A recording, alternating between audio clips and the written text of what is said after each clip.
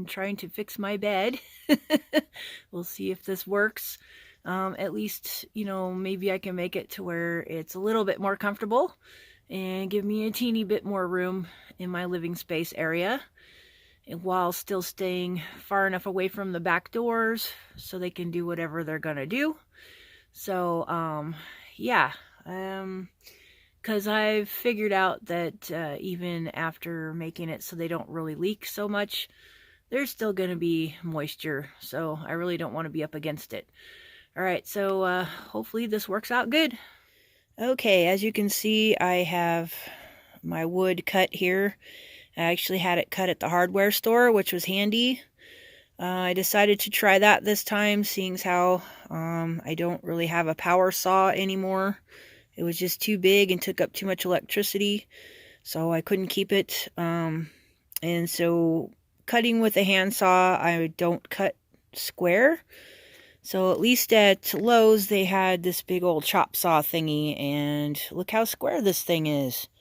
Looks pretty good. And so what I'm going to do is I'm going to pre-drill the holes and then just put, some wood screws in there. I'm probably going to glue it too, like I always do. We'll see.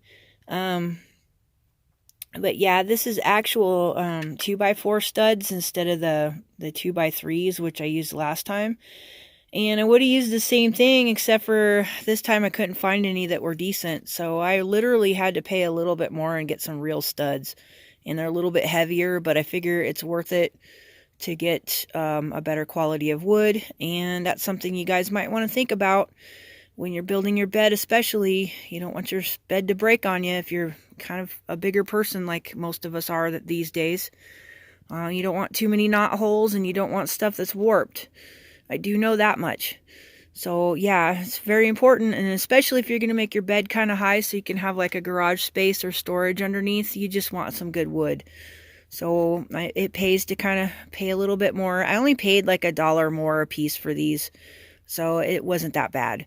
So they turned out to be about $3.50 a piece, and I only needed 2. So that's pretty cheap to put some good legs on your bed. So yeah, that's just my little advice to you guys. Okay, as you can see, I pre-drilled the holes, and it turned out pretty good. I did 2 on each side to make this side of the box. And this is going to be the top part where the bed platform sits, or the bottom, whichever the case may be, because I'm not doing pocket screws and I'm not doing angles and all that fancy stuff, but I want, the weight of my body and the bed to be square on these parts right here. I don't want anything to, like a screw or something like that, to have to support my weight by itself, if that makes any sense. So like if I decided to make this box like this, except for the opposite way where this is attached to this kind of underneath, I don't know if that makes any sense, then there's going to be too much weight on the screws, and that could, they could break or whatever. But this way, my weight is pressing down on this support board like this, which is basically like reinforcing it into this. So the screws aren't going to be like sheared off or anything by accident. And then what I do is every joint, if I feel like it, sometimes I'm too lazy, I use Titebond. This is my favorite glue. You could use Elmer's or any other kind of wood glue. This is just a good thing to help keep the wood from moving around and stuff, especially if you're in a mobile situation. But it's really just a good practice anyway, from what I've been told. So yeah, I just put glue, on the board, and then stick it back on there, and then I screw it down, and it's good to go. So hopefully that helps some of you guys out there. I don't know. So yeah, I'm gonna get to this, and then we'll be right back. Okay, as you can see, I made a very sturdy rectangle, and that's what the bed is going to be sitting on top of. This part up here is where the platform's going to sit. Excuse the dang helicopter. Wow. Dang! Look at that bad boy. Woo! Wonder why they're flying that big old thing. That's like a military thing. But anyway, yeah, sorry about that. But here's my rectangle. And like I said, the bed platform is going to be sitting on this side or the other side, whichever one I put up. And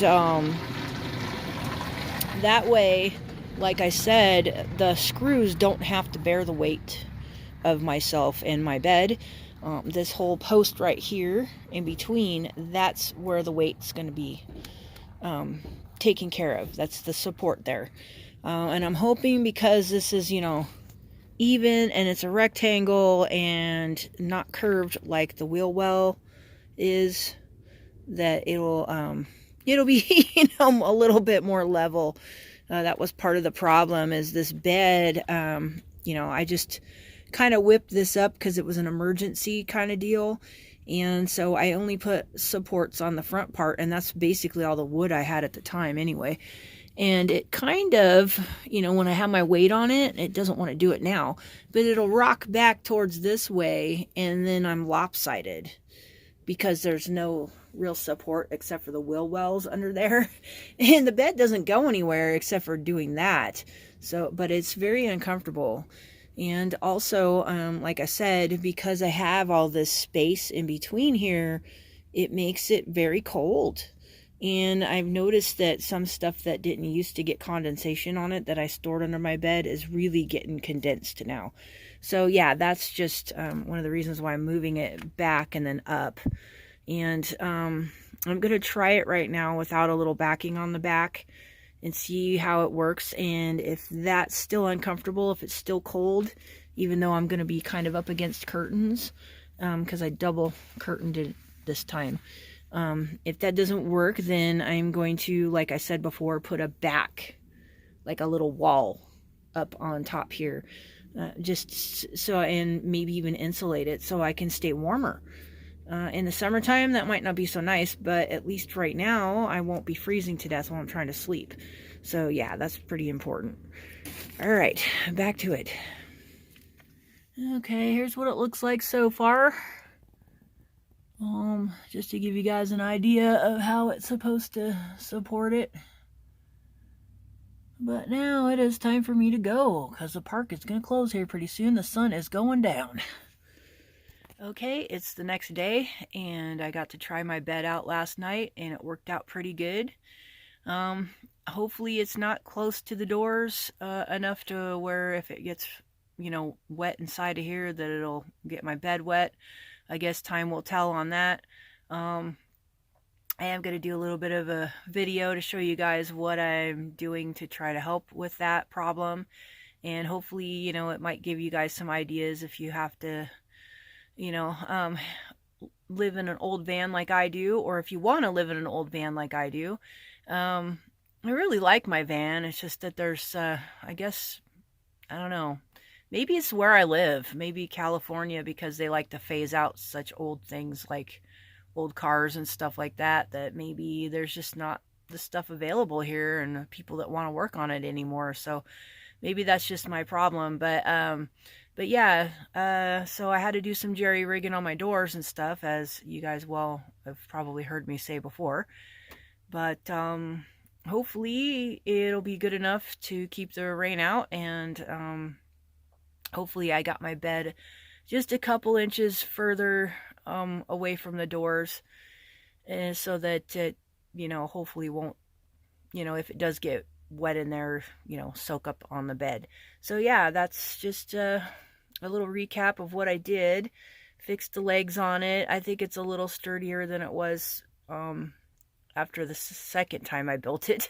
So yeah, this is really nice. I'm very happy with it as far as it goes. There still is a possibility that if this doesn't work out, that I'll have to put it long ways, because that's my only other option with it, so that I can have a bed long enough to sleep on. So yeah, but that's how it went. Hope you guys got something out of this.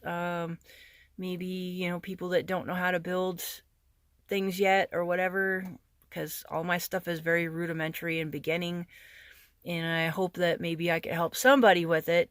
That's why I post it, and also just to give, you know, friends and family an update on how I'm doing.